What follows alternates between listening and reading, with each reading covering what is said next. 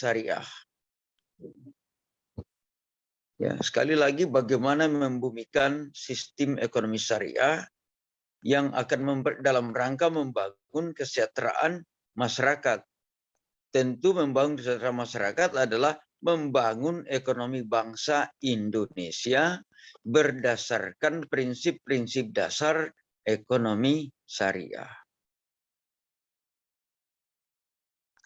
Kalau begitu, secara fundamental yang harus diawali penguatannya adalah kemampuan lembaga pembiayaan untuk mendorong sebagai faktor stimulus untuk para pelaku usaha Muslim, termasuk pengusaha yang dijalankan oleh Muhammadiyah.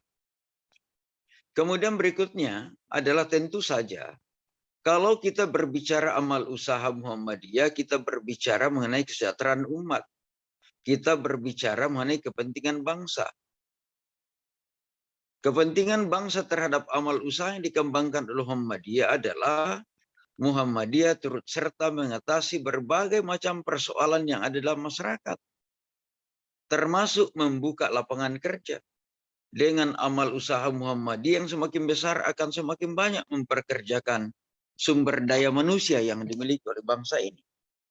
Semakin banyak peran Muhammadiyah dalam rangka membangun kesejahteraan masyarakat, membangun kesejahteraan umat.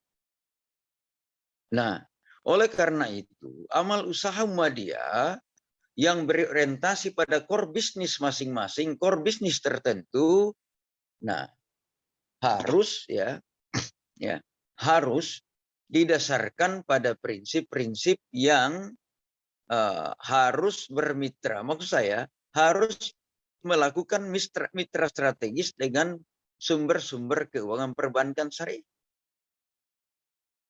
Sehingga dengan demikian, ya, amal usaha yang dimiliki oleh Muhammadiyah, oleh umat Islam, oleh umat Muslim yang lain harus turut serta membesarkan, ya, membesarkan kekuatan lembaga keuangan yang bersifat syariah. Tanpa peran serta umat, pelaku usaha untuk membesarkan itu, saya kira sulit untuk dikembangkan. Nah, oleh karena itu yang kita bangun pertama adalah kesadaran. Meskipun pertumbuhan cukup bagus dari sisi pertumbuhannya, akan tetapi saya kira dengan komposisi penduduk yang dimiliki oleh bangsa ini, seharusnya tidak ada sesuatu yang bisa menghalangi untuk menjadi kekuatan ekonomi raksasa di negeri. Ya. Kita berdoa dan kita berusaha, serta kita berharap ke depan ini bisa menjadi satu kekuatan ekonomi umat yang luar biasa. Ya. Sehingga dengan demikian pola pengembangan usaha yang dilakukan oleh Muhammadiyah dan umat Islam lainnya sekali lagi harus turut serta memberikan dukungan dan dorongan kepada lembaga-lembaga keuangan syariah untuk menjadi mitra strategis.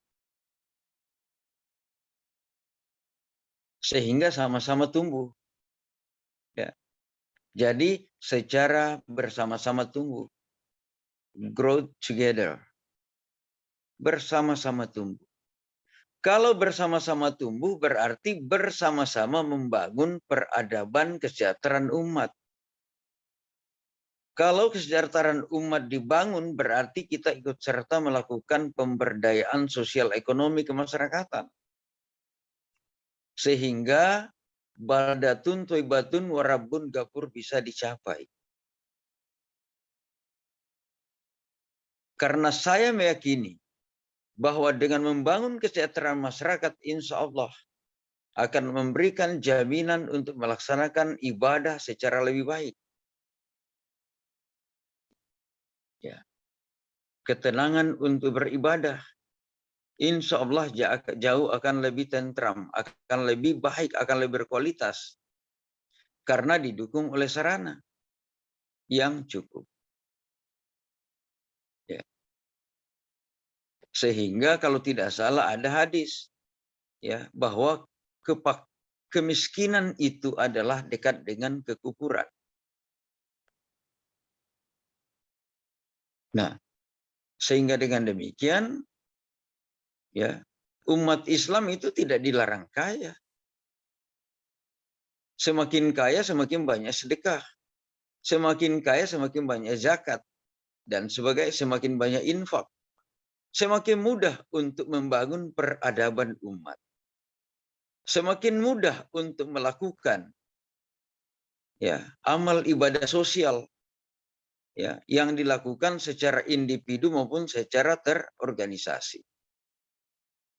Nah, kalau itu yang terjadi berarti maka di permukaan akan muncul kader-kader Muhammadiyah yang diperhitungkan secara sosial. Kita nggak bisa mungkiri bahwa yang namanya kekuasaan itu mahal. Yang namanya kekuasaan itu perlu investasi sosial. Yang digunakan berinvestasi sosial bukan hanya semata-mata kemampuan bersilaturahim. Akan tetapi perlu legasi-legasi tertentu yang ditunjukkan oleh para kader Muhammadiyah, yang ditunjukkan oleh siapa saja sebagai umat Islam untuk memberikan nilai yang terbaik. Pak moderator, berapa menit waktunya? Ya, saya rasa 15 menit sampai 20 menit cukup, Ustaz. Ya, cukup ya. Kayaknya sudah habis ya? Belum? Boleh saya tambah 5 menit lagi, Ustaz. Oh, ditambah 5 menit. Ya. Oke, baik. Terima kasih. Ya. Jadi membangun peradaban berbasis syariah adalah merupakan tanggung jawab kita bersama. Ya. Kalau saya mengatakan Muhammadiyah harus menjadi organisasi terdepan untuk melakukan itu dan bermitra dengan organisasi-organisasi keagamaan sosial lainnya untuk membangun peradaban umat berbasis syariah. Semua organisasi yang berbasiskan Islam harusnya memiliki persepsi dan pandangan yang sama, komitmen yang sama untuk membangun peradaban berdasarkan prinsip syariah. Apakah itu ekonomi, politik, sosial, budaya, hukum, dan sebagainya. Tanpa mengganti aturan hukum. Akan tetapi, karena saya bicara dalam perspektif ekonomi, ya, coba kita lihat. Ya, yang namanya usaha kecil dan menengah, siapa yang punya? UMKM itu siapa yang punya? Yang perannya 99% di negeri ini. Perannya terhadap penyerapan tenaga kerja 60 sekian persen. Peranan terhadap ekspor berapa? Sekitar 16%. Kalau begitu, berapa yang konglomerat itu menyerap lapangan kerja? Berapa yang konglomerat itu menentukan tingkat kesetaraan bangsa? Kecil sekali. Karena pendekatan kapitalistik. Siapa pemilik modal itu yang makin kaya. Ya. Untung kalau impaknya ada, untung kalau zakatnya ada, untung kalau sedekahnya ada. Sudah barang tentu kalau dikuasai oleh orang lain, tidak ada zakatnya. Tidak ada impaknya. Paling sumbangan sosial untuk mencari muka dan sebagainya. Tapi kalau pengusahanya dari kalangan Muhammadiyah, dari umat Islam, jelas aturannya, zakatnya sekian, impaknya, sedekahnya, dan sebagainya. Akan lebih cepat terjadi akselerasi pembangunan peradaban ekonomi umat. Jangan kita terlena. Umat Islam harus ikut serta menguasai aset ekonomi. Ya. Berapa persen sih umat Islam yang ada di 0,08% itu? 99, sekian persen itu UMKM yang mempekerjakan 65% dari total tenaga kerja yang bekerja di seluruh Indonesia. Ya, luar biasa. Ya. Jadi saya kira ini menjadi catatan penting yang kita harus renungkan. Jangan juga direnungkan terus, akan tetapi harus ada action, harus ada formulasi kebijakan, lalu kemudian ada action yang nyata, lalu kemudian terukur, terevaluasi dan sebagainya untuk menggapai cita-cita harapan. Jangan sampai baldatun batun warabun gapur untuk selamanya hanya menjadi sebuah cita-cita. Kapan menjadi sebuah kenyataan? Ya. Ini yang harus dijadikan sebagai fokus program kebangsaan sebagai umat Islam. Saya kira itu yang saya sampaikan. Terima kasih banyak karena masih ada teman-teman narasumber yang lain yang tentu saja akan memberikan inspirasi dari perspektif yang berbeda.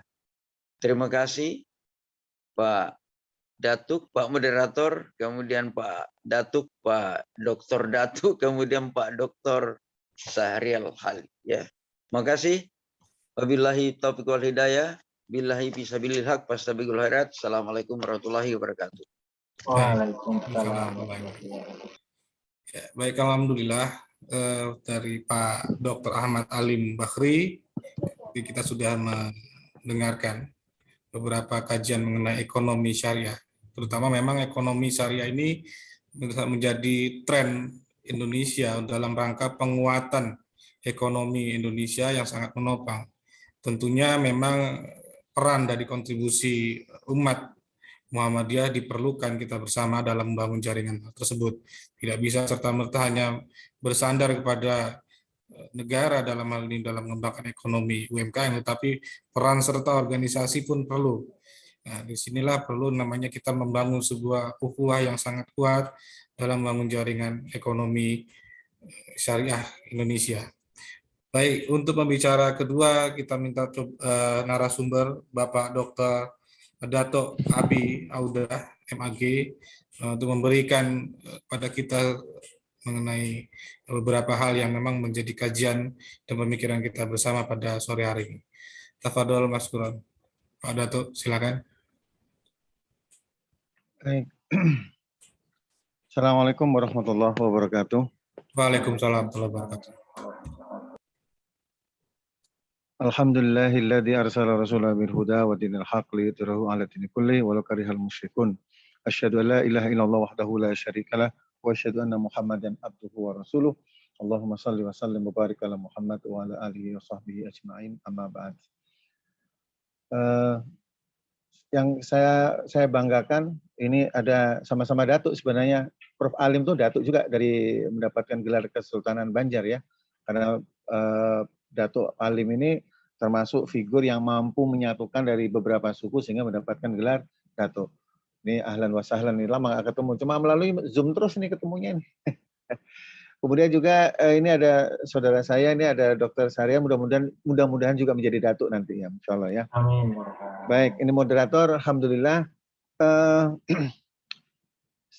Mohon maaf ini agak sedikit suaranya agak sedikit suara parau karena 2 hari di Surabaya, kemudian baru datang langsung siap-siap mandi-mandi udah.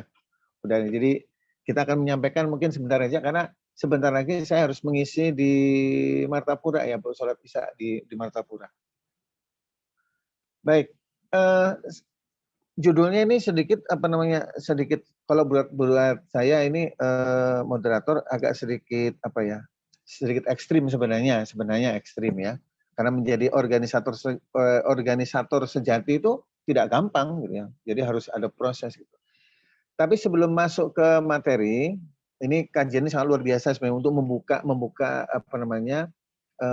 kader yang militan yang dulunya sudah militan kemudian agak redup, ini bagus, ini supaya dihidupkan lagi. Saya mungkin mau komentar lagi nih moderator tentang yang disampaikan oleh Datuk Alim tadi. Betul, konsepnya itu luar biasa. Konsepnya luar biasa. Kalau umpamanya hal itu terjadi, kemudian itu kan gagasan dari putra-putra terbaik Muhammadiyah, kemudian diserahkan ke Muhammadiyah, kemudian Muhammadiyah untuk Indonesia, maka Indonesia akan sejahtera. Kalau sehebat apapun organisasinya, lembaganya hebat apapun, kalau misalnya perekonomian lemah juga nggak bisa berkembang, maka ditopang dengan ekonominya. Nah, gagasan-gagasan sampaikan dengan Prof. Alim, Dato' Alim itu sangat luar biasa. Mudah-mudahan ada daerah atau wilayah yang mengadopsi gagasan-gagasan pemikiran Dato' Alim untuk mengembangkan perekonomian syariah, perekonomian Islam, khususnya di Kalimantan Selatan, di Banua ya, mudah-mudahan. Dan itu kalau misalnya itu terjadi bisa nasional. Baik, bisa disimak ya, suara saya masih bisa dengar ya, moderator ya. Jelas. Jernih. Yes. Itu Pop Alim sambil menunggu maghrib minum kopi dulu atau gimana? Kan pengusaha kopi beliau. Baik. Sebenarnya simpel ya untuk menjadi organisator sejati. Saya memang SD-nya di SD Muhammadiyah di mana? Di Sidoarjo ya. Di Sidoarjo saya sudah mulai aktif di sana. Kemudian pindah ke Martapura, masuk pesantren. Nah, pesantren itu kan tidak ada Muhammadiyah, tidak NU di atas golongan dia. Kemudian masuk IAIN, sudah mulai berkembang pemikiran-pemikirannya. Nah, sebenarnya belajar organisator itu yang terbaik itu ya melalui organisasi yang kecil-kecil dulu ya, dari ranting, dari cabang, dari daerah, dari wilayah sampai ke tingkat nasional. Apa manfaatnya kita belajar berorganisator supaya lebih baik? Sebenarnya kalau kita mampu belajar berorganisasi dengan baik, maka kita sudah mampu belajar berorganisasi dalam rumah tangga. Memanage keuangan, memanage keluarga itu sebagainya, kita belajar organisasi itu intinya supaya kita bisa memanage dalam keluarga. Kalau itu memang bagus, kita bisa berorganisasi yang lebih besar lagi, yaitu di wilayah masyarakat, di RT, di lurah, di masyarakat kita. Bisa kita kembangkan ke daerah, ke wilayah, bahkan tingkat nasional. Ini adalah cikal bakal untuk menjadi tokoh besar. Kita tidak akan bisa menjadi tokoh besar kalau tidak belajar berorganisasi. Nah, kita subhanallah, alhamdulillah ada wadah namanya Muhammadiyah, kita belajar berorganisasi melalui Muhammadiyah. Mungkin kita masih ingat ya Pak Amin Rais, bagaimana sikap terjang beliau ketika reformasi. Pada waktu itu ada kelompok macam nasionalis dan kelompok Islam agamis yang berpadu bagaimana mengambil kekuasaan. Datanglah seorang figur yang terbaik, putra terbaik pada masa reformasi itu ya Pak Amin Rais, bisa mengambil alih, yaitu membuat poros tengah, sehingga antara kubu nasionalis maupun kubu agamis ada sebagian yang bisa menyatu sehingga menjadi kekuatan yang sangat luar biasa. Dia adalah putra terbaik dari Muhammadiyah. Jadi Pak Amin, sekalipun mohon maaf ya, saya pernah ketemu, saya juga ngobrol karena kebetulan penelitian saya tentang pemikiran politiknya Pak Amin, itu orangnya kecil saja, tapi orangnya sangat jenius. Dan Pak Amin itu bukan tipe orang pendengar ya, Pak Amin juga tipe pembicara. Berorganisasi sebenarnya dia tadi itu, Pak Amin tidak mungkin bisa menjadi tokoh nasional bahkan tokoh internasional kalau tidak belajar berorganisasi melalui Muhammadiyah. Jadi kalau macam kita ada lagi satu lagi macam ada Pak Din Samsudin juga misalnya macam Haidar Nasir, itu kan tokoh-tokoh yang berasal dari Muhammadiyah udah menjadi tokoh besar bahkan tokoh internasional. Kita harus bangga. Jadi kalau kita ingin menjadi militan ya, kalau menjadi militan untuk gini, kita ini untuk masuk ke organisasi apa tujuannya? Untuk mengembangkan Islam melalui Muhammadiyah supaya lebih diakui, kemudian dia bisa menyebar ke tempat yang nasional lebih baik sehingga diakui. Dan subhanallah gerakan-gerakan tokoh-tokoh seperti Pak Amin Rais, Pak Din Samsudin, kemudian Pak Haidar dan yang lain-lainnya itu mengatakan bahwa ada peneliti dari luar bahwa Muhammadiyah itu adalah organisasi yang terbesar dan terkaya di dunia. Subhanallah. Nah kalau nggak ada mereka yang mengkampanyekan, mana tahu orang dengan Muhammadiyah. Jadi menjadi militan, organisator militan sejati, kita harus belajar mau belajar, kemudian mau mengembangkan. Mau belajar, mau mengembangkan. Kita gini ya, Abi berharap tidak semuanya kita harus masuk berlomba-lomba untuk menjadi pengurus harian. Saya lihat sekarang mungkin karena tuntutan sebagainya sudah mulai coba untuk menjaga, untuk menjadikan satu tokoh. Kalau dulu itu tidak berambisi untuk menjadi siapa jadi ketuanya, siapa sekretaris, tidak berambisi, tidak ada bayar sana, tidak ada bayar sini. Murni memang betul dalam rangka untuk dakwah melalui Muhammadiyah, berdakwah Islam melalui Muhammadiyah. Kemudian siapapun yang dia terpilih, ayo kita dorong sama-sama. Nah sekarang kan bedanya bermuhammadiyah ini, mohon maaf ya, bermuhammadiyah itu sudah mulai orientasinya sudah mulai ke politik, untuk kepentingan politik. Dulu ketua cabang saja itu sudah bisa jadi khotib, bisa jadi imam, ketua cabang. Sekarang kalau saya lihat, ini Abi bukan mengkritik, tapi kenyataannya di beberapa daerah, pimpinan daerah saja nggak pernah dengar ada khotib dari pimpinan daerah. Nggak ada itu dengan cabang dulu, itu luar biasa, kiainya luar biasa. Nah ini kalau bisa kita bangkitkan lagi, untuk menjadi organisator sejati itu, kita coba mencari orang-orang yang di bidangnya dan memumpuni ya, yang memumpuni untuk mengembangkan Islam melalui Muhammadiyah. Sekarang banyak sih, jangan sampai misalnya Abi melihat ya banyak tokoh-tokoh anak generasi muda kita, mungkin dari ketua DPD IMM, kemudian yang PWM IPM dan sebagainya, begitu dia selesai tidak dioptimalkan, padahal di otaknya masih panas itu untuk mengembangkan bakatnya melalui organisasi di Ortom Muhammadiyah itu, dia punya potensi, tapi tidak diakomodir, sehingga ya ilmu yang dia kembangkan karena tidak diakomodir oleh PWM atau PDM, dia bisa ke lain kan, tidak, tapi jiwanya masih tetap Muhammadiyah, tapi jiwa organisatornya kan hilang, sayang itu ya. Jadi saran saya, karena sudah hampir 10-15 menitnya, saran saya, kalau kita ingin menjadi organisator sejati, memang kita tidak berambisi untuk menjadi kepengurusan Muhammadiyah. Kita masih bisa berkarya untuk Muhammadiyah. Orang melihat ya, siapa yang biar Pak Amin sekarang tidak jadi pengurus Muhammadiyah atau Pak Din Samsudin tidak jadi pengurus Muhammadiyah, orang kan tahu, oh beliau itu mantan Muhammadiyah, sudah melengket dalam jiwanya. Jadi seorang organisator sejati itu adalah sekalipun dia bukan pengurus harian, tapi orang tahu bahwa dia adalah sebagai seorang Muhammad. Oh dia alumni IMM, dia alumni itu, subhanallah, itu sudah lengket. Nah sekarang bagaimana perilaku kita itu mencerminkan. Jadi jangan misalnya kalau orang ingin tahu apa itu Muhammadiyah, maka perilaku kita harus gayanya seperti itu. Jadi orang tahu ini kan ciri cikal bakalnya orang Muhammad, ya gini figur Muhammad. Jadi orang tidak menyalahkan Muhammadiyah itu terlalu membid'ahkan orang, terlalu mensyirikkan orang, terlalu menyalahkan orang, karena kita sudah membuat tingkah laku kita dengan baik. Yang terakhir ya, saya inginnya gini, menjadi organisator tidak harus menjadi pengurus harian, tapi bagaimana perilaku kita itu sudah mencerminkan apa yang diajarkan oleh pendiri Muhammadiyah, teori ta'awunnya itu, memberikan yang terbaik, bukan apa yang kuperoleh, tapi memberikan yang terbaik. Muhammadiyah dulu berkembang karena didukung oleh para pengusaha-pengusaha batik Pekalongan, yang dia tidak perlu hidup di Muhammadiyah, tapi dia menghidupkan Muhammadiyah. Kemudian pada generasi berikutnya sudah mulai pergeseran ya, karena pergeseran dan sebagainya. Nah ini saya ingin kita ke depan bagaimana menjadi organisator yang sejati, tidak harus duduk menjadi kepengurusan Muhammadiyah, tapi kita bagaimana bisa menghidupkan Muhammadiyah tanpa mendapatkan kehidupan dari Muhammadiyah. Dan itu subhanallah amal jariah yang luar biasa. Mudah-mudahan ini sebagai pengantar saja lah. Mungkin kalau bisa kita dialog mungkin lebih enak lagi ya.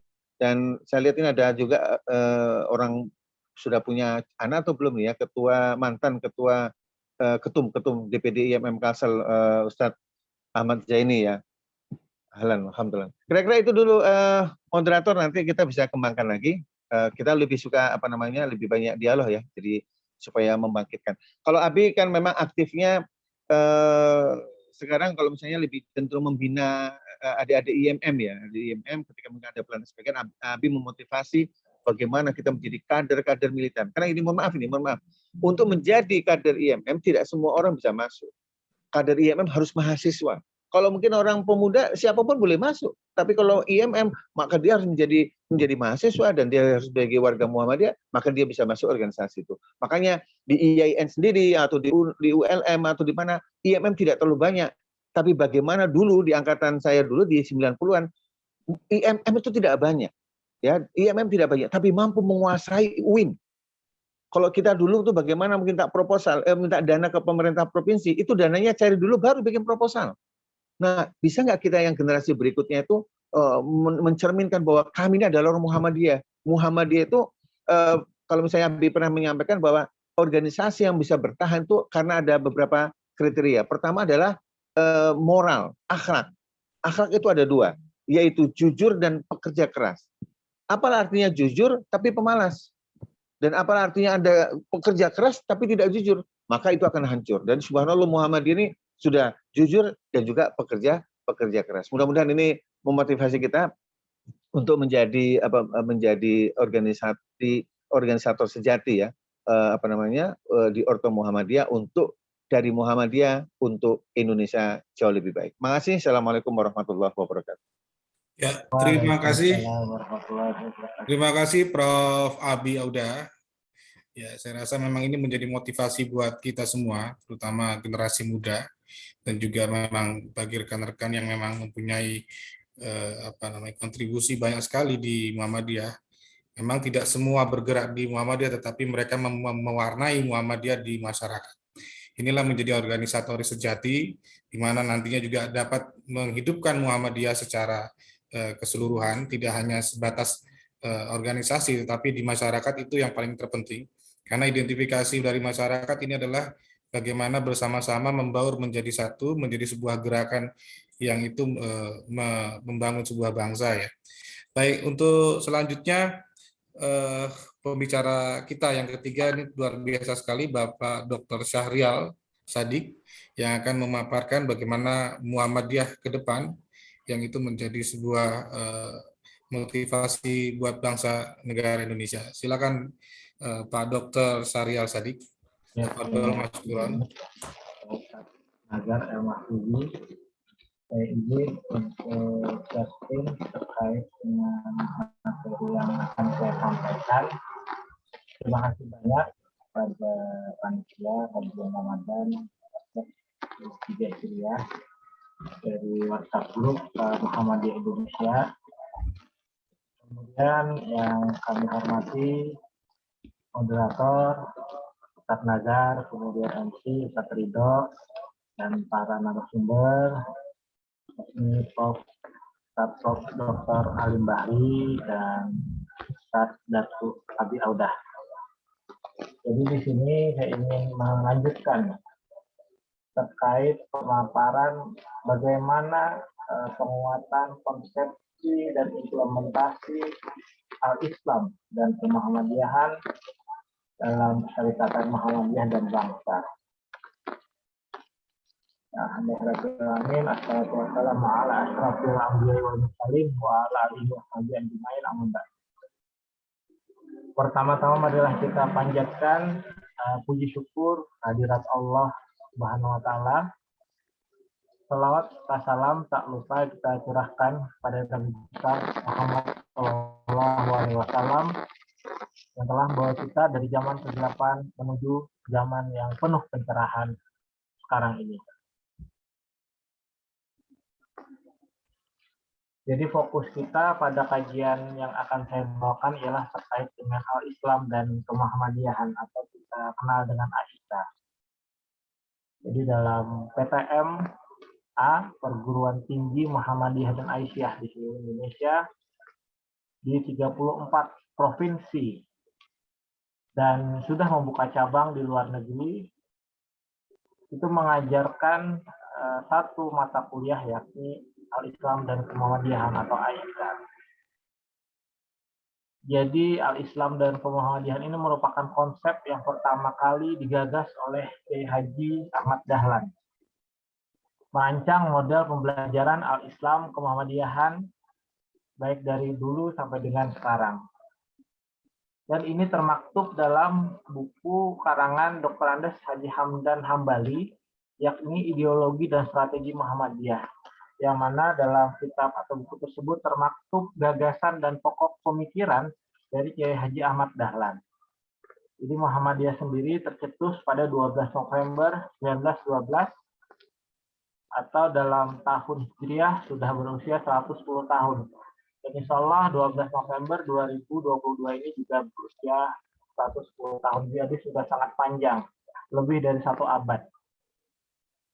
Berkenaan dengan inti gagasan dan pokok pikiran dari Kiai Haji Ahmad Dahlan selaku pendiri Muhammadiyah, organisasi otonom atau Orto Muhammadiyah. Jadi setiap organisasi itu tidak dapat dipisahkan dari pendirinya. Demikian pula Muhammadiyah. Muhammadiyah tidak dapat dipisahkan dari Kiai Haji Ahmad Dahlan. Kiai Dahlan merupakan salah seorang tokoh yang mengambil keputusan untuk mendirikan Muhammadiyah pada tahun 1912. Dengan maksud agar gagasan dan pokok-pokok pikiran beliau itu dapat diwujudkan melalui persyarikatan yang beliau dirikan. Jadi Kiai Haji Ahmad Dahlan menyadari bahwa gagasan dan pokok-pokok pikiran itu tidak mungkin dapat diwujudkan oleh seseorang secara sendiri. Jadi harus berkelompok. Dan oleh sebab itu beliau mendirikan persyarikatan Muhammadiyah. Atas dasar ini dapat dipahami bahwa kalau apa yang semula merupakan gagasan dan pokok-pokok pikiran dari pribadi Kiai Haji Ahmad Dahlan kemudian dapat diintegrasikan atau dipadukan menjadi gagasan dan pokok-pokok pikiran Muhammadiyah. Sesuai dengan pendirian dan sikap Kiai Haji Ahmad Dahlan tersebut, yang lebih suka mewujudkan gagasan dan pokok-pokok pikiran melalui tindakan yang nyata daripada melalui pembicaraan atau tulisan. Maka di awal perjalanannya, Muhammadiyah itu sangat miskin dengan rumusan-rumusan formal mengenai apa yang menjadi gagasan, apa yang menjadi pokok pikiran yang ingin diperjuangkan dan diwujudkan. Kemudian rumusan-rumusan formal itu ada setelah Kiai Haji Ahmad Dahlan mulai merapikan tata kelola atau governance dari organisasi Muhammadiyah itu sendiri. Jadi perlunya suatu rumusan gagasan dan pokok pikiran dari Kiai Haji Ahmad Dahlan pada proses perjalanan selanjutnya setelah Muhammadiyah itu mengalami suatu perkembangan yang sangat pesat baik secara vertikal maupun horizontal. Dengan permasalahan dan tantangan yang semakin bertambah, semakin berat, semakin kompleks, maka dirasa perlu pelembagaan gagasan dan pokok pikiran itu dalam rumusan yang formal. Maka dihasilkan forum-forum permusyawaratan yang bersifat legislasi, seperti muktamar dan tanwir. Secara garis besar dan secara historis, pokok-pokok pikiran formal itu dapat dikelompokkan menjadi dua jenis pikiran, yaitu pokok pikiran yang bersifat ideologis dan pokok pikiran yang bersifat strategis. Pokok-pokok pikiran dapat dikategorikan sebagai pokok pikiran yang bersifat ideologis antara lain Muqaddimah Anggaran Dasar Muhammadiyah tahun 1951, Kepribadian Muhammadiyah tahun 1961, Matan Keyakinan dan Cita-Cita Hidup Muhammadiyah tahun 1964, dan Pedoman Hidup Islami Warga Muhammadiyah tahun 2000. Sementara itu, pokok-pokok pikiran yang bersifat strategis adalah berupa hitoh, perjuangan Muhammadiyah, yaitu langkah Muhammadiyah pada tahun 1938 sampai dengan 1940. Kemudian hitoh Muhammadiyah tahun 1956 sampai dengan 1959, yakni hitoh Palembang. Kemudian hitoh Ponorogo tahun 69, hitoh Ujung Pandang tahun 1971, hitoh Surabaya tahun 1978, kemudian hitoh Muhammadiyah dalam kehidupan berbangsa dan bernegara tahun 2002. Jadi sudah 110 tahun Muhammadiyah berkontribusi untuk negeri, untuk bangsa Indonesia. Al-Islam dan kemuhamadiyahan merupakan dua hal yang tak dapat dipisahkan. Islam memiliki organisasi terbesar, yakni Muhammadiyah. Muhammadiyah sendiri secara filosofis merupakan para pengikut Nabi Muhammad. Lambangnya merupakan simbol matahari yang bermakna pencerahan atau sang pencerah. Kemudian tajdid, pembaharu. Kemudian di tengah Muhammadiyah ada dua kalimat syahadat, asyhadu an la ilaha illallah wa asyhadu anna Muhammadar Rasulullah.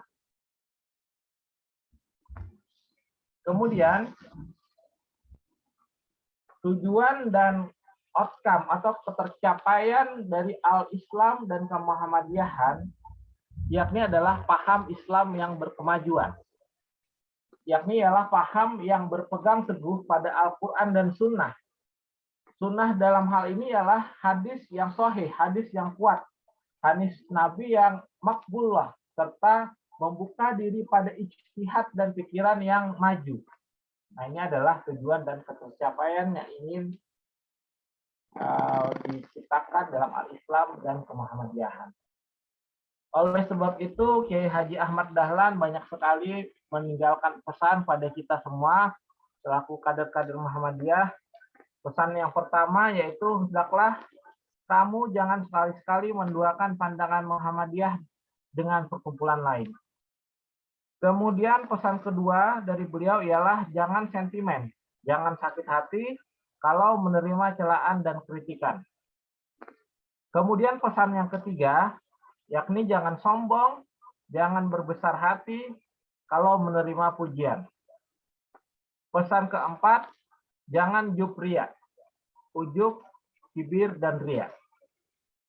Kemudian pesan yang kelima, dengan ikhlas murni hatinya, kalau sedang berkembang, harta benda, pikiran, dan tenaga. Kemudian pesan yang keenam, harus bersungguh-sungguh hati dan tetap tegak pendiriannya. Jangan was-was dalam organisasi otonom Muhammadiyah. Dan pesan yang terakhir, hidup-hidupilah Muhammadiyah dan jangan mencari hidup di Muhammadiyah. Nah, jadi dengan spirit dan pesan-pesan dari beliau, inilah yang mungkin menjadi salah satu pelicut mengapa Muhammadiyah ini menjadi organisasi otonom terbesar dan filantropi terkaya di Indonesia. Pesan ini disampaikan oleh Kiai Haji Ahmad Dahlan pada Konsul Muhammadiyah yang tengah diikuti beliau pada sidang Tanwir pada hari Jumat 17 Agustus 1945. Kemudian, kesimpulan dari kajian Muhammadiyah berkenaan dengan Al-Islam dan kemuhammadiyahan, yakni mari kita perkuat Al-Islam dan kemuhammadiyahan agar kita semua menjadi insan yang berakhlakul karimah, insan yang berfastabiqul khairat, atau insan yang senang atau bahagia, berlomba-lomba dalam kebaikan. Dan kita senantiasa mestinya harus kontributif sepanjang hayat.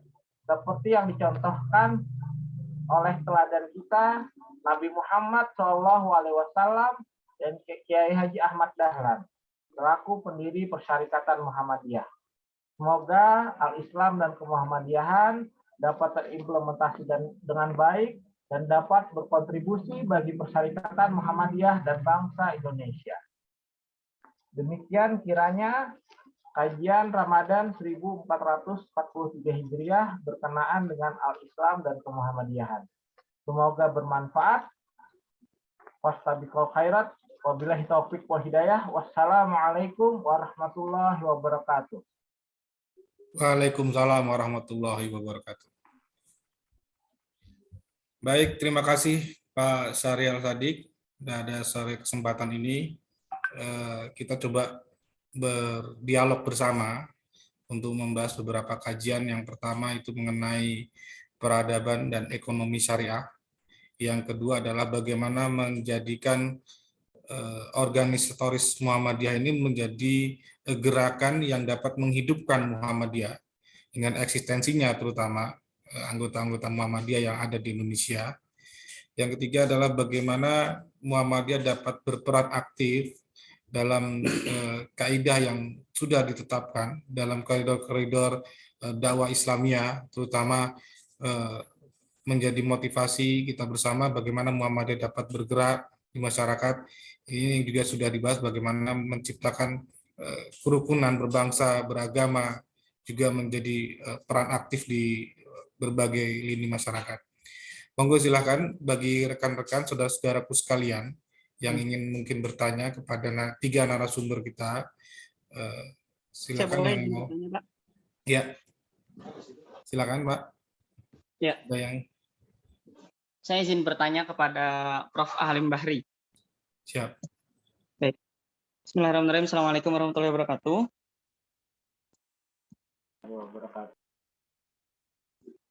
Baik, yang ingin saya tanyakan kepada Prof, tadi saya menyimak sungguh sangat menarik sekali paparan dari Prof. Alim Bahri, diikuti juga dengan Bapak Ustadz Dr. Abi Auda dan Kakanda Dr. Syahril Sadik, semuanya menarik. Cuman mungkin saya ingin sedikit bertanya kepada Prof. Alim Bahri terkait peran Muhammadiyah untuk bangsa dalam bidang pengajuan ekonomi syariah. Nah, di usia 110 tahun Muhammadiyah, kita melihat bahwa Muhammadiyah ini sudah berperan sekali dalam hal pembangunan bangsa. Salah satu contohnya yang bisa kita lihat secara kasat mata, Muhammadiyah mempunyai jaringan sekolah serta jaringan rumah sakit, yang mana itu telah membantu berbagai macam aspek, terutama bidang aspek kesehatan dan pendidikan, untuk memajukan kesehatan dan pendidikan bangsa. Dan juga salah satunya yang kita tahu bahwa yang terbaru, karena saya berada di RSMA, kebetulan saya bekerja di RSMA, Rumah Sakit Muhammadiyah dan Aisyah, terbaru Muhammadiyah masih menghutangi, mungkin bahasanya ya, menghutangi pemerintah dalam hal iuran BPJS Kesehatan. Nah, tanggapan Prof. Ahmad Alim Bahri ini bagaimana? Maksudnya, apa solusi bagi Muhammadiyah agar istilahnya Muhammadiyah lebih berperan terhadap pemerintah yang mungkin sekarang kita bisa lihat ada beberapa kenaikan harga bahan pokok yang diikuti dengan teriakan-teriakan, dan juga mungkin di segi mahasiswa banyak demonstrasi yang itu sebenarnya mewakili teriakan-teriakan dari rakyat kecil. Nah, bagaimana Muhammadiyah memposisikan solusi pada saat ini, karena memang kita lihat bahwa Muhammadiyah untuk iuran BPJS Kesehatan saja mampu artinya mampu menghutangi pemerintah. Mungkin bagaimana solusi dari Prof itu sendiri? Terima kasih. Ya, saya rasa langsung Prof bisa ditanggapi dari Baik, Anda ya. pertanyaan yang sangat menggelitik ya, bahwa kalau kita lihat, itulah sebenarnya posisi Muhammadiyah yang begitu sangat besar dan sangat strategis di bangsa ini. Bahwa bangsa ini ada besar karena tidak terlepas dari peran Muhammadiyah. Persoalan-persoalan yang dihadapi oleh bangsa ini tidak pernah tidak melibatkan warga Muhammadiyah. Tidak pernah tidak melibatkan kader-kader, pemikiran-pemikiran Muhammadiyah untuk selalu bersama-sama dengan pemerintah dalam menyelesaikan berbagai persoalan yang dihadapi oleh bangsa ini. Ya. Meskipun pada sisi yang lain Muhammadiyah juga tentu harus bersifat kritis terhadap apa yang salah, apa yang keliru, apa yang kurang. Akan tetapi saya kira semua itu dalam koridor pengembangan penyampaian kritik yang bersifat konstruktif, membangun. Ya. Kerangkanya adalah dalam rangka berwatawasa bil haq, berwatawasa bis sabar, dan berpastabikul khairat. Ya. Muhammadiyah punya aset terbesar, organisasi terkaya. Kan ini juga adalah merupakan salah satu cerminan bahwa Muhammadiyah memiliki kemampuan manajerial organisasi yang sangat baik. Sehingga sustainability kelangsungan Muhammadiyah dari masa ke masa akan dijamin keberadaannya oleh kemampuan organisasi dan manajemen yang dimiliki oleh Muhammadiyah. Tidak ada yang meragukan itu. Ya. Lalu kemudian, yang seharusnya apa yang seharusnya dilakukan? Ya. Ada beberapa hal. Yang pertama, tentu tetap membangun silaturahim ya dalam kerangka silaturahim kebangsaan untuk bersama-sama dengan lapisan masyarakat lain membangun ekonomi umat yang berbasis syariah, berprinsip syariah.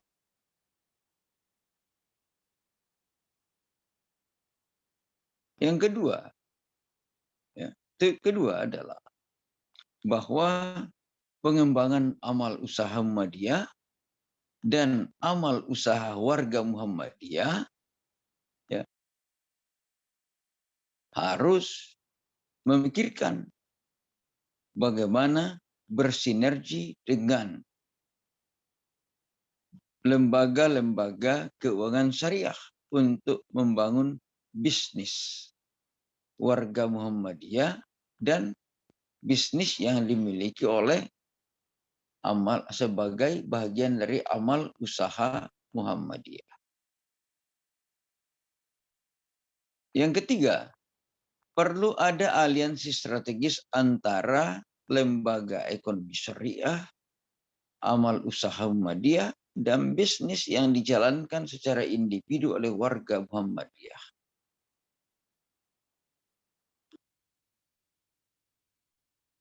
Kemudian yang keempat, tentu saja, sebagai prinsip dasar dalam pengembangan bisnis, yaitu network, jaringan, maka sangat logis dan sangat rasional bagaimana kita sesama warga Muhammadiyah membangun jaringan bisnis. Ya, sesama warga Muhammadiyah yang ada di seluruh tanah air. Perdagangan antara Jawa, Sulawesi, Kalimantan, Papua harusnya ada di tangan-tangan warga Muhammadiyah. Bahkan bisa menjadi salah satu potensi bisnis amal usaha Muhammadiyah. Sehingga tidak terbatas pada pendidikan, rumah sakit, dan lain sebagainya. Tapi saya kira perlu dikembangkan terus. Ya, sebagai bagian dari strategi perjuangan organisasi untuk dalam rangka membangun kemakmuran umat, kemakmuran rakyat, kemakmuran bangsa ini. Kalau aset sudah dikuasai oleh pihak lain, oleh kelompok tertentu yang sedikit itu, maka nanti saatnya kita butuh yang demikian, maka kita akan menjadi tidak punya. Pemupukan modal perlu dilakukan. Ya.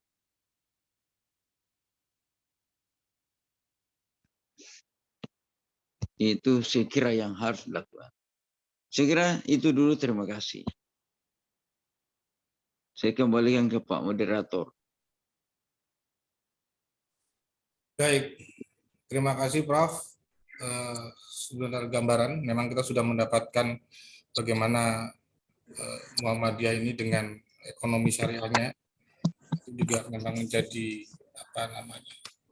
hal yang sangat baik untuk kita semua, terutama juga memang sejalan dengan ekonomi kerakyatan ya, itu menjadi nilai-nilai dasar kita dalam menjalankan perekonomian sekarang ini. Mungkin ada yang lain yang ingin mempertanyakan kepada narasumber kita yang lainnya. Silakan kepada 2 orang. Masih ada? Atau mungkin ada yang ingin menambahkan? Halo, Assalamualaikum. Ya, Waalaikumsalam. Ya, ini saya Irwan dari Masjid At-Taqwa Banjarbaru. Yang saya ingin tanyakan bahwa kebetulan saya di Pegawai Negeri Sipil di Bapeda. Fenomena yang kita hadapi di pemerintahan bahwa pendanaan untuk bantuan untuk rakyat miskin atau masyarakat terlantar dan lain sebagainya, itu tentu saja disediakan oleh pemerintah sangat terbatas sekali. setelah fenomena itu saya hadapi mungkin di tataran atas wilayah, mungkin hubungan antar pemerintah dengan wilayah itu sangat bagus sekali. Sepertinya contoh yang disampaikan tadi seperti BPJS, bantuan BPJS, dan bantuan yang lainnya, membantu keringanan untuk apa yang menjadi beban pemerintah. Tapi ada satu hal yang saya temukan di lapangan, di tataran akar rumput, bahwa PR pemerintah itu sebenarnya masih banyak sekali. Dana yang disiapkan oleh pemerintah itu tentu saja tidak mencukupi untuk menampung atau mengatasi kemiskinan yang ada di masyarakat tataran bawah. Nah, tentu saja itu merupakan suatu peluang bagi masjid-masjid. Tentu saja itu merupakan bagian terkecil dari perserikatan. Nah, saya belum melihat di situ bahwa data itu bersinkronisasi antara data pemerintah dengan data yang dilakukan oleh tataran masjid atau lazismu, artinya sendiri-sendiri. Dan kami kalau pemerintah itu menghendaki bahwa data itu sinkron. Apa yang mana yang porsi pemerintah sudah dilakukan, mana yang belum, hendaknya itu dilakukan oleh porsi yang lainnya seperti Muhammadiyah. Nah, itu mungkin yang harus dipikirkan berkaitan dengan basis data pengentasan kemiskinan. Mungkin bisa dijawab oleh semua narasumber. Itu aja sih yang fenomena yang saya lihat. Artinya contohnya si A dapat bantuan dari pemerintah. Kemudian ujung-ujung mereka juga dapat bantuan dari lazismu dan dari sumber-sumber yang lainnya, sehingga saya temukan bahwa fenomena di masyarakat, ada masyarakat yang bahkan tidak mendapatkan bantuan sama sekali. Itu kan artinya belum ada sinkronisasi antara data yang punya pemerintah dan data yang dipunyai oleh Muhammadiyah. Nah, bagaimana ini nanti mengatasinya? Kalau di Masjid At-Taqwa kebetulan kita ini, saya sebenarnya belum masuk anggota Muhammadiyah. Saya menginginkan jadi anggota Muhammadiyah, tetapi belum di ini, pihak masjid belum inilah, mungkin karena kesibukan mereka seperti apa. Nah, itu salah satunya juga bahwa perekrutan di akar rumput ini masih belum masif. Kita yang pengen masuk tuh banyak, tetapi belum tertampung, belum dilakukan secara cepat. Itu mungkin catatan yang harus dipikirkan, disosialisasikan oleh pihak Muhammadiyah dari tingkat cabang, dari tingkat daerah maupun wilayah. Salah satu catatan kemudian intinya bahwa masalah basis data tadi untuk pengentasan kemiskinan, karena tidak mungkin artinya pemerintah semua bisa melakukan itu, dan tidak mungkin juga lazismu atau Muhammadiyah melakukan itu semua. Kalau seandainya bahu-membahu, semua data itu bahu-membahu sehingga terbagi dengan rata, dengan rapi di masyarakat. Itu aja, Pak. Terima kasih. Assalamualaikum warahmatullahi wabarakatuh.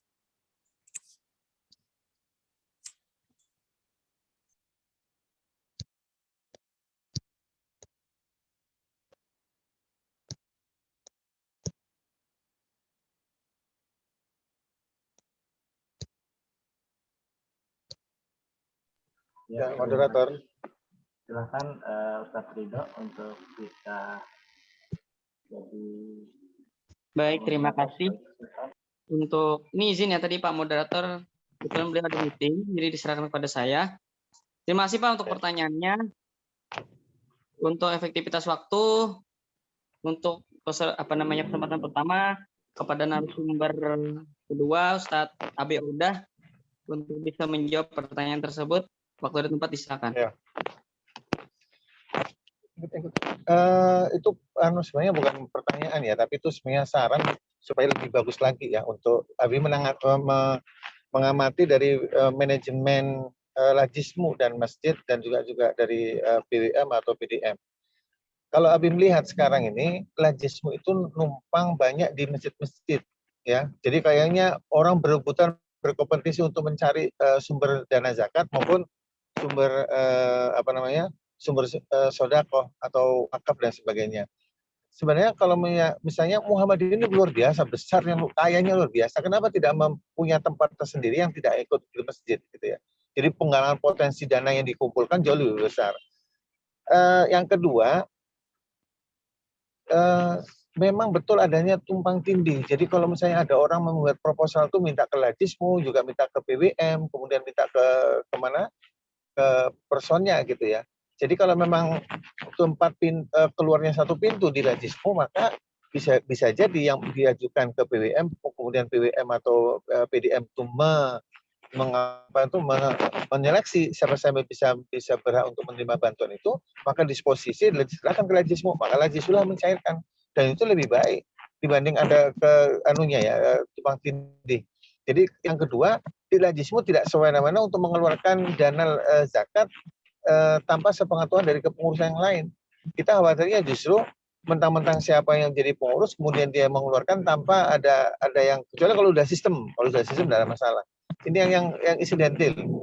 Jadi tidak ada tumpang tindih ya. Saya melihat ada satu putra terbaik ketika membuat proposal untuk Lajismu, dia bikin ke BWM, kemudian dia minta perorangan. Akhirnya kan tumpang tindihnya luar biasa. Itu yang sampaikan tadi. Baik ya. Kemudian yang kedua tentang potensi zakat untuk Muhammadiyah di Kalsel ini, khusus Kalsel ya, saya pikir sangat luar biasa. Lahan untuk gini, potensi zakat di Kalsel itu seperti keranda ya, yang tinggal diambil aja ikannya itu. Dan itu sangat luar biasa. Kenapa kita Lajismu tinggal nunggu, nggak menyerang? Khud min amwalihim itu adalah satu lembaga yang ingin mengambil, bukan menunggu. Di kita Lajismu kita itu menunggu orang datang ke masjid lalu diserahkan, menunggu ke kantornya baru diserahkan, tidak mengambil. Jadi Lajismu itu sebenarnya harus kalau ingin potensi besar, maka dia harus mengambil khud min amwalihim, mengambil orang-orang kaya sehingga potensi zakat itu sangat luar biasa. Karena Habib ada sebagai praktisi dan juga pengamat potensi zakat, di Kalsel itu kurang lebih hampir 4 triliun setahun dari pengusaha-pengusaha yang ada itu termasuk batu bara, itu sangat luar biasa. Dulu tuh sampai berapa ya? 600 miliar zakatnya di tahun berapa itu? Saya pikir ini banyak yang salah. Ternyata pada pengusaha-pengusaha batu bara ketika dia berzakat, dia katakan 2,5%. Saya tanya, kenapa begitu, Ji? Loh, ini kan pedagang. Bukan, ini tambang. Tambang itu 20%. Jadi berapa banyak pengusaha-pengusaha tambang kita itu salah kaprah ketika mengeluarkan zakat malnya, zakat tijarahnya itu dengan mengeluarkan 2,5%. Dia bukan dagang, tapi dia itu pengusaha batu bara mengambil hasil alam, perdagangan hasil alam ini ya, yang pertambangan itu. Maka dia keluarkan 20%. Coba bayangkan itu. Potensi zakat di Kalsel sangat luar biasa. Kalau misalnya Lajismu lebih gencar lagi mencari orang-orang yang lebih muda, yang bisa dipercaya, yang proaktif, bisa datang ke tempat-tempat yang pengusaha-pengusaha itu, maka saya pikir Lajismu luar biasa potensi zakatnya itu. Ini mungkin PR ya buat kita semua. Kemudian kalau ingin jadi pengurus Lajismu, jangan duduk dapat honor selesai, orang nyumbang nggak numbang, nggak, bukan. Jadi dia ada tugas khusus diperintahkan dalam Al-Quran itu untuk mengambil khud min amwalihim, orang-orang yang suka harus diambil hartanya itu, dan nggak usah malu karena kita berjuang untuk orang lain. Saya pikir gitu aja moderator ya. Terima kasih. Syukron pada Bapak Dr. Abe Yaudah. Kepada Kanda Syariel Sadik, mungkin bisa kita batasi ya untuk pertanyaan, karena waktu 5 menit lagi menunjukkan pukul 6 sore. Mungkin teman-teman ada yang mau menyiapkan buka puasa dan lainnya. Baik, silakan kepada Dr. Syariel Sadik. Ustaz Ridho, jadi saya ingin menjawab terkait dengan pertanyaan dari Pak Ustaz Irwan. Jadi perlu tata kelola terkait dari Lajismu ini. Jadi kalau kita merujuk pada potensi dari Basnas Kalimantan Selatan itu sekitar 13 miliar pada tahun 2021. Pada tahun 2022 ini pasti lebih dari 13 miliar. Begitupun potensi dari Lajismu di Kalimantan Selatan. Nah, jadi sangat besar untuk potensinya, dan oleh karena itu perlu tata kelola yang baik. Dalam hal ini tata kelola Lajismu atau Lembaga Adil Zakat Infak Sedekah Muhammadiyah, khususnya di Kalimantan Selatan. Di sisi lain, kita perlu juga sinergitas, yakni yang sudah dipaparkan oleh beberapa akademisi, konsep pentahelix, yaitu akademisi, industri, kemudian public authority, citizen, dan NGO atau non-government organization. Nah, kalau kita termasuk dalam organisasi yang murni untuk pengabdian pada Ibu Pertiwi ya. Jadi kalau tata kelola dan sinergitas antar elemen-elemen ini baik seperti itu, yakni elemen publik ya, kemudian civil society tadi masyarakat sipil, kemudian akademisi, kemudian private ya NGO tadi atau organisasi ya, yang profit maupun tidak, maka insya Allah akan lebih efektif seperti itu. Dan tata kelola berkenaan dengan lazismu ini harus kita benahi dari root, dari akar. Nah, kalau nanti akarnya sudah baik, maka insya Allah di cabang maupun ranting istilah kita dalam Muhammadiyah ya, itu juga akan berjalan dengan baik. Jadi jika akarnya itu baik, maka tata kelola di bawahnya itu akan baik. Nah, perlunya sinergitas, perlunya elaborasi, di sini perlunya pengawasan atau controlling berkenaan dengan lazismu ini. Sehingga nanti diharapkan lazismu ini benar-benar melaksanakan tupoksinya, tugas pokok dan fungsinya secara baik dan benar, agar tercipta tata kelola berkenaan dengan amil, zakat, infak, sedekah ini agar tepat sasaran. Mungkin itu Ustaz Ridho penjelasan dari saya berkenaan dengan pertanyaan dari Ustaz Irwan. Syukran kasih. Baik, terima kasih Ustaz Dr. Syahrial Sadik. Mungkin kesempatan terakhir kepada narasumber Bapak Profesor Dr. Alim Bahri, saya silakan untuk memberikan tanggapan. Baik, terima kasih. Jadi memang selalu menarik ketika kita berbicara kepentingan ekonomi umat, lalu kemudian kita berbicara manajemen dan eksekusi dari yang memperjuangkan kepentingan ekonomi umat. Salah satunya adalah lembaga lazismu dan sebagainya. Ya. Sebetulnya kalau kita berbicara ini, maka harus terpadu dengan pemanfaatan teknologi informasi untuk mempercepat. Jadi kita harus punya basis data yang memadai. Baik basis data sumber maupun basis data untuk penyaluran. Intinya kan ada sumber, ada penyaluran. Jadi semuanya mudah. Ya. Dalam dunia seperti saat ini saya kira perlu dipikirkan untuk membangun database big data warga yang membutuhkan dan yang bisa menjadi sumber. Sehingga lembaga ini berada di tengah-tengah berfungsi sebagai fungsi intermediasi.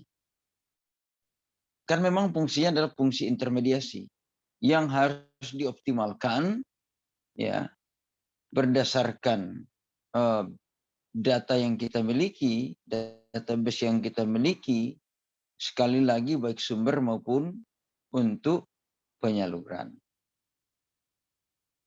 Lalu kemudian yang terpaling penting adalah bahwa data itu data bersifat individu rumah tangga atau juga bisa bersifat diberikan berdasarkan dibuat berdasarkan misalnya ada yang punya usaha pengusaha. Jadi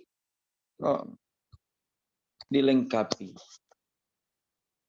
Semua itu adalah dalam rangka mempercepat merapikan. Ya. Akseleratif tindakannya, lalu kemudian implementasinya transparan dengan perantaraan teknologi, dengan pemanfaatan sistem teknologi informasi yang kredibel, ya tidak akan ada yang meragukan. Tidak akan ada yang meragukan. sehingga semua tertarik, semuanya memiliki atensi yang sama untuk membangun peradaban kesejahteraan umat dari berbagai aspek. Terima kasih.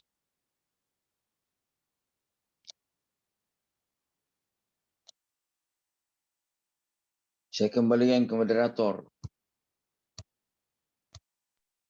Saya rasa sudah cukup tanggapan ya, bahwa memang kesimpulan yang bisa kita dapat, Muhammadiyah dari 110 tahun semenjak diresmikan oleh dan didirikan oleh Kiai Haji Ahmad Dahlan sampai sekarang sudah mempunyai banyak kontribusi, seperti yang kita sampaikan bahwa kontribusi terbesar itu di bidang pendidikan dan kesehatan dan tidak terhitung dari bidang yang lainnya, sehingga kita bisa menyebutkan bahwa kalau kita berbicara siapa yang paling berperan besar dalam membangun bangsa, salah satu jawabannya, salah satu aspek yang paling membangun adalah jawabannya adalah Muhammadiyah. Maka dari itu kita sebagai warga Muhammadiyah, kita sebagai kader Muhammadiyah, kita sebagai penerus kita Kiai Haji Ahmad Dahlan patut berbangga, patut bersyukur dan juga patut menjaga bahwa Muhammadiyah selalu terdepan dalam membangun bangsa. Seperti itu. Baik. Moderator izin boleh sebentar aja. Baik. Iya. Ini saran-saran habis saja. Nanti kalau suatu ketika Dato Alim untuk berbicara tentang ekonomi atau ekonomi syariah, Abi boleh dong digabungkan dalam konteks potensi zakat, karena Abi juga sebagai pengamat, penggiat tentang potensi zakat dan sedekah gitu. Jadi supaya sinergi, saling mendorong. Kalau ini buat Abi nggak nyambung ya antara bicara ekonomi kemudian gitu ya. Jadi supaya yang disampaikan oleh Prof Alim itu Abi buktikan dengan potensi-potensi zakat supaya penumbuhan ekonomi kerakyatan itu juga zakat juga berpotensi. Kayak gitu nanti ya. Boleh ya nanti moderator kalau suatu ketika nanti supaya sinergi lah ya. Baik. Siap Pak. Terima kasih atas sarannya. Cuma nanti kita akan coba gali lebih dalam lagi dan mungkin tidak menutup kemungkinan akan kita coba bikinkan kajian khusus bagaimana nanti tentang potensi zakat dan lainnya. Terima kasih Dr. Abi Auda. Kita sudah sampai di penghujung acara ya. Sama-sama. Di penghujung acara, yang mana kita sudah memaparkan narasumber kita, ada 3 narasumber yang luar biasa memaparkan sesuai keahliannya. Tapi ya waktu juga yang memisahkan kita. Terima kasih. Sekali lagi saya ucapkan terima kasih yang tak terhingga, yang terhormat kepada 3 narasumber yang sudah memberikan pengalaman, ilmu, serta pemikiran-pemikiran yang sangat luar biasa. Dan juga saya ucapkan terima kasih kepada host dan juga MC yang telah terlibat serta para peserta yang hari ini sudah mengikuti kajian Muhammadiyah untuk bangsa. Mudah-mudahan silaturahmi kita tetap terjaga dan untuk selanjutnya untuk mengisi di akhir Ramadan kita bisa mengadakan kajian-kajian yang lebih berguna lagi untuk pencerahan dan pemikiran-pemikiran kita yang lainnya. Saya sebagai MC dan juga host memohon maaf jikalau ada kesalahan kata-kata dari saya. Karena memang kesempurnaan itu hanya milik Allah Subhanahu wa taala, kekurangan itu pasti milik saya. Marilah bersama-sama kita tutup pengajian kali ini dengan membaca doa kifaratul majelis. Subhanakallahumma wa bihamdika asyhadu an la ilaha illa anta astaghfiruka wa atubu ilaik. Saya tutup dengan mengucapkan alhamdulillahirabbil alamin. Assalamualaikum warahmatullahi wabarakatuh. Waalaikumsalam warahmatullahi wabarakatuh. Warahmatullahi wabarakatuh.